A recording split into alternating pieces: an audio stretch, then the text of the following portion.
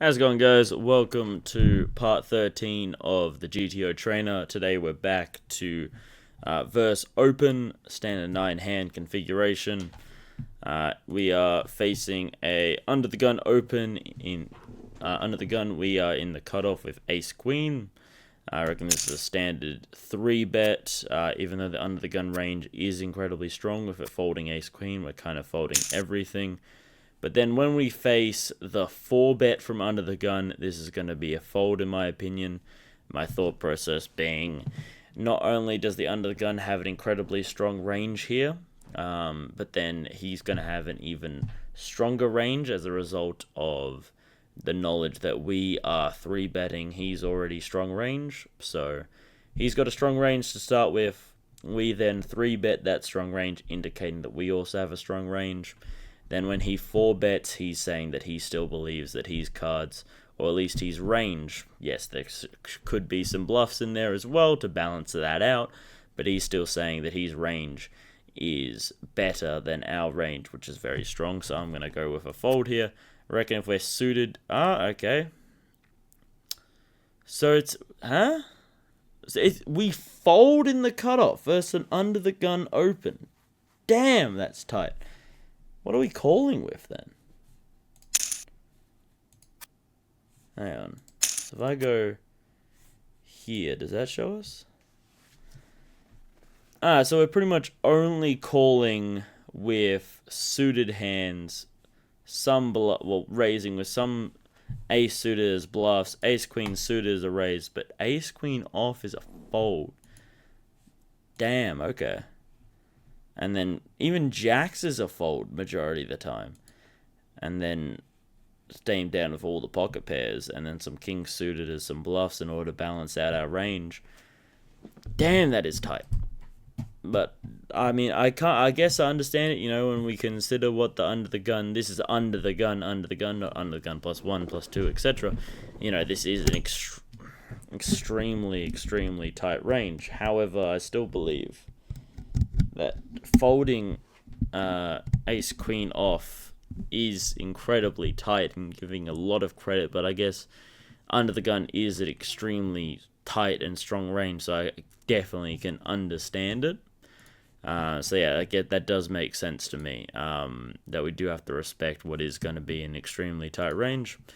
Okay, in the big blind with 8-3, no real need to consider anything. That's just a standard fold all the time. Exact same thing, under the gun +2, once again, going to be a very strong range. 8 deuce is not playing that at all. Facing a hijack open, queen deuce, going to be a standard fold again.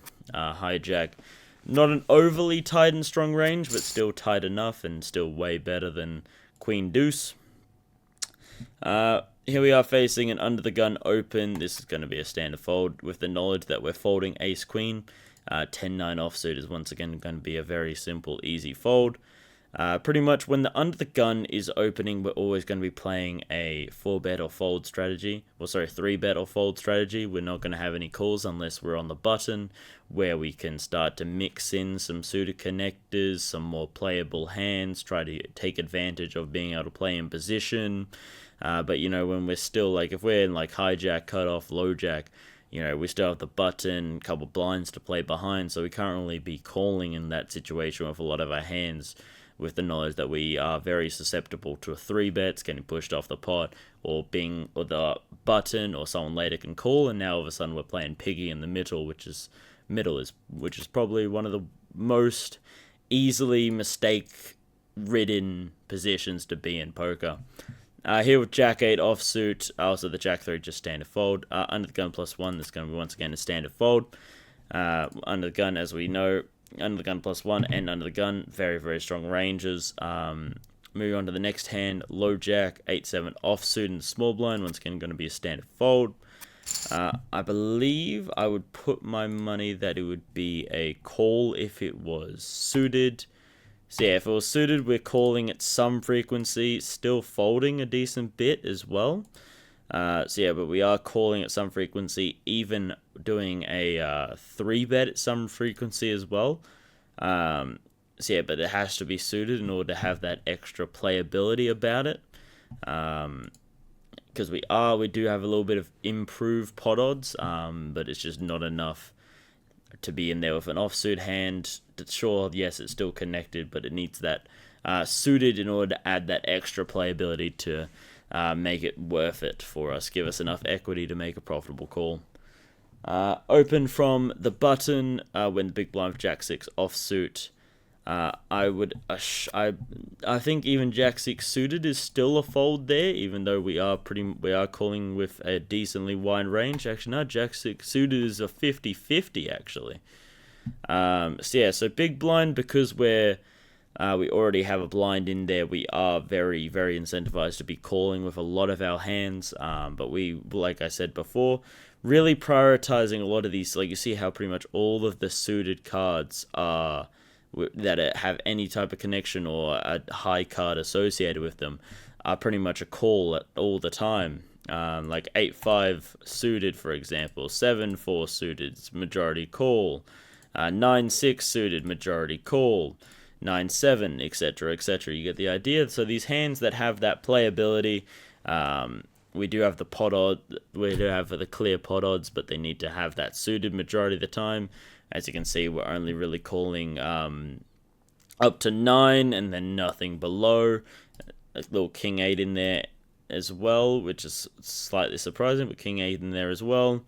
And then even our ace offsuits as well. But yeah, so it's purely just because of those pot odds. Gives us the odds to profitably call in the long run. Facing under the gun open, under the gun extremely tight range. 10-6 suited, not playing up well against that at all. So there's our 10 hands. So 10 hands, 10 moves, 89% GTO score. One wrong move coming from 3-betting that ace-queen hand against a very, very what I clearly didn't consider to be the very, very strong under the gun range, which is, like, we're not talking under the gun 1, 2, under the gun itself, so the player that's first acting pre-flop. So as we saw, extremely, extremely tight range to the point where you're even folding ace-queen.